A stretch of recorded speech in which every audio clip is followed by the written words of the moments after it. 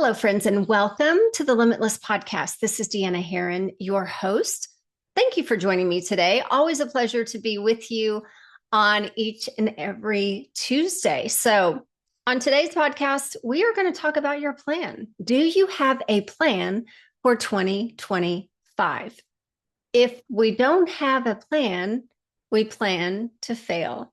Let's look at what it is that you really need to plan for in 2025. If you're listening to this podcast the day it was dropped, we actually have 43 days until January 1st, 2025. Are you ready?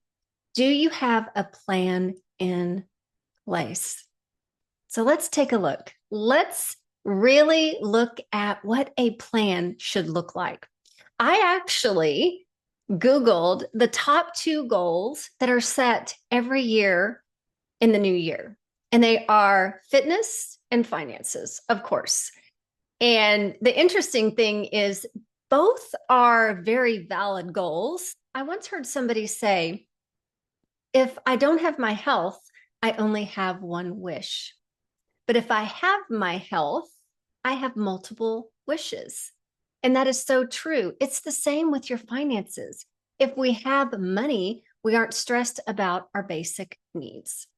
We start a new year, typically sick of our own selves, and we resolve to do more, do better. I don't know if you're like that. That has always been me. Eat better, work harder, do more, do more. I have to do more of this because I didn't do enough of that last year. I have to change this and do it better. I need to do. And we're always so focused on the do. And I want you to understand that your life is a sum total of your thoughts, feelings, and your actions, the doing.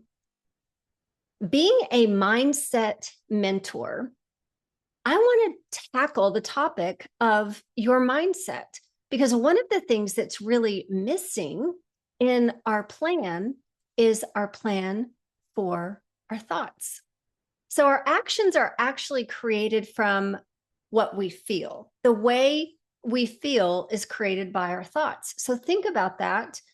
If everything is created from our thought, wouldn't it make sense that we have a huge priority on our thought life when it comes to creating our goals? So what is your plan for your mindset? Your mind is a garden. Your thoughts are seeds. You can grow flowers or you can grow weeds. How do you know if you're growing weeds? So this is something that a lot of people are asking the question, why do I need to work on my mindset? I can get it done. I'm a doer. I can make stuff happening. So why do I actually need to work on my mindset? It's simply because you can only do so much on your own. And there becomes a place in a time where you are at a lid, the lid that has been created by your thought life. And so how do you know if you have weeds? Well, it's simple. We all have weeds within our garden. Nobody's immune to that. But actually looking at your results. Looking at your results, if you're getting the results that you want and you've actually reached a point where you're not able to elevate anymore, there's some weeds that need to be cleared from that thought process. So you will reach and achieve the level of your thoughts. You can't go above your thoughts. You can't achieve your thought life. Let's talk specifically about wealth. And let me ask you, how's your bank account right now? Is it truly where you want it to be? Is it more than you could ever imagine? Are you experiencing the life of your dreams? Chances are 98% of you that are listening to this podcast aren't where you want to be financially. Most of us are aware of our actions, but we're unaware of how powerful our thoughts are impacting the actions that we take or that we don't take. Where do our thoughts come from? This is so important for you to understand where your thoughts come from. Your thoughts come from, first and foremost, infinite intelligence, God, number one. And I'll dive into that in just a second. From your subconscious mind, your programmed self. So there's a programming that has happened in your lifetime. That's 95% of your thoughts. It's the programming from society. It's the programming from your parents, the way you were raised. There's actually programming that comes down to you from your ancestors. It's programming from your friends, programming from what you have chosen to believe about the world and yourself. But another thing is, thoughts can come from another person's subconscious mind. So we need to be super careful what we are allowing into our own mind. So when our thoughts are so cloudy and so full of weeds, I want you to understand thoughts can come from God, but they're dimmed down when we're so full of weeds. So thoughts are important for what you want to achieve, but thoughts are super important for hearing the voice of God that is directing your path. So understanding what I just said, a lot of people will say things like, "What thought? My thoughts don't come from me." No. You mean who I'm around, who I spend my time with, their thoughts and beliefs? You need to make sure that they are aligned with yours. Your thoughts create your reality. Why are most of us not taught a plan for our thoughts? God says, I can't do everything for you, but I can do things through you. That is manifesting. Can't do it for you, babe, but I can do things through you. And let me ask you this. Do you believe or do you have fear right now? Do you trust or do you worry? Do you surrender or are you anxious? Belief, trust, surrender is the medium for creative power. So is joy, peace, love, passion, and hopefulness. So remember these emotions. So where you are at any given time can help you create the medium in which God can do his best work, his best work. So remember that. You want better finances, you have to change your thoughts. So are your thoughts more of the scarcity, the fear, the worry, the anxiousness, or are they more on the abundant side? And these will impact your emotions, which triggers your actions or inactions.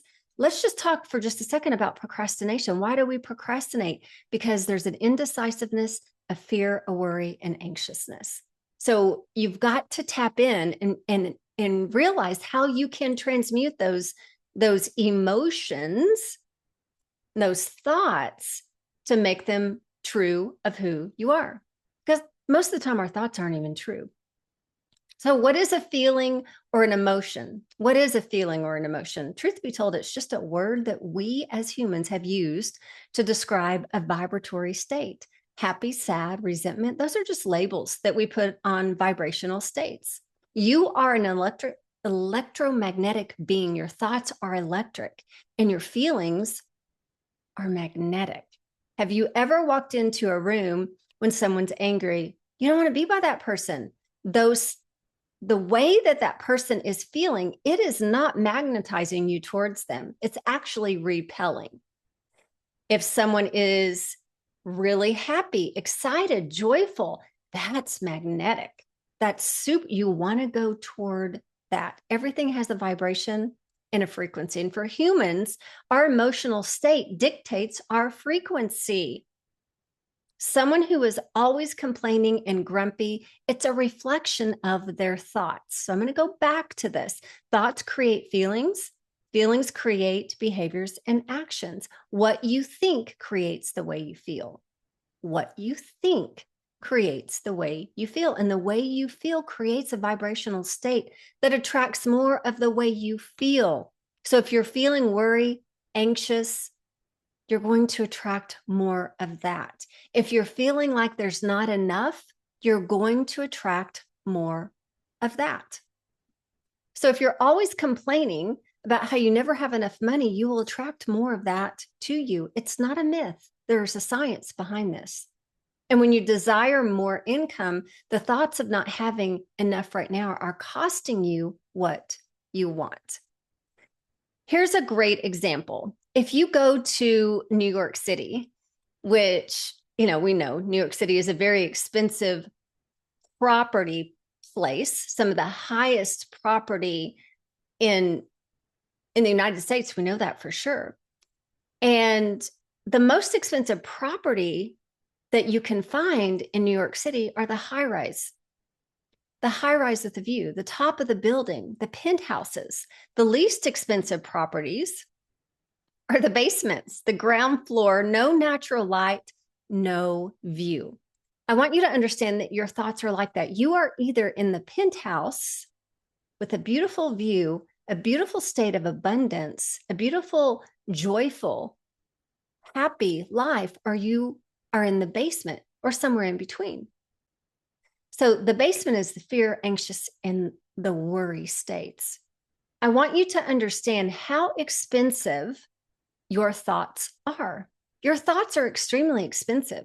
If you are in a joyful, happy state and you switch to being in a place where you are fearful and in a state of lack more often than you are joyful and happy, that is going to cost you. That's going to cost you your goal. That's going to cost you your view.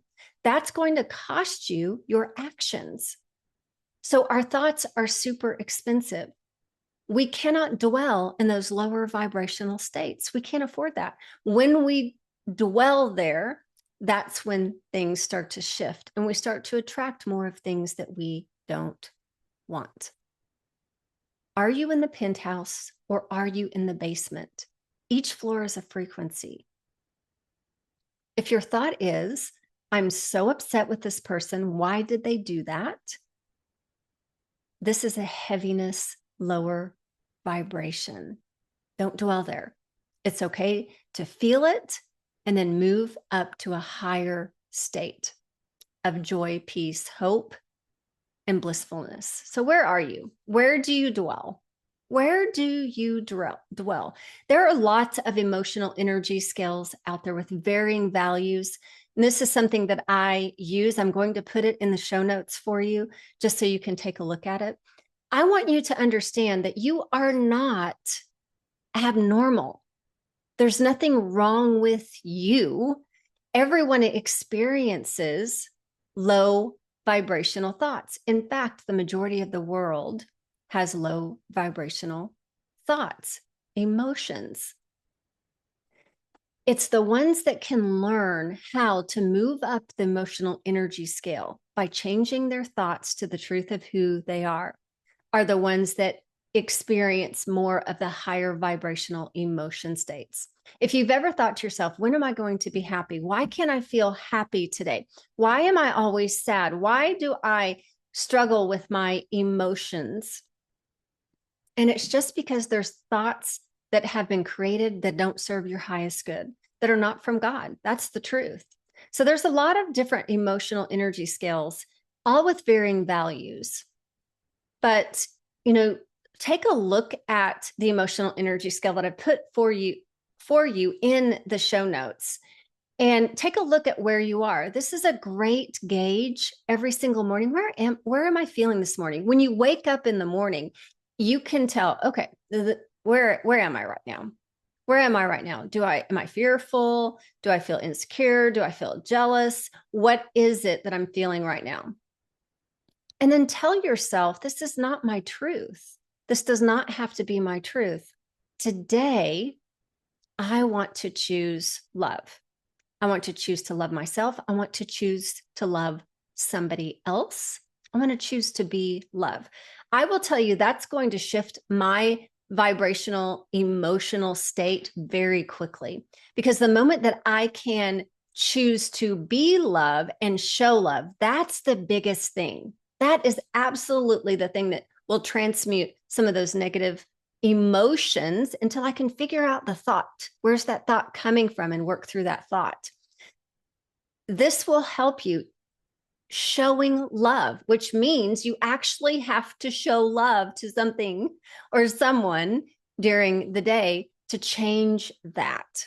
It absolutely makes a difference, a world of difference.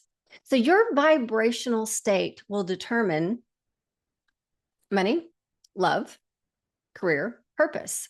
Create a new thought, plant new seeds, and create more positive emotions. By January 1, my friend, you could be at a completely different life.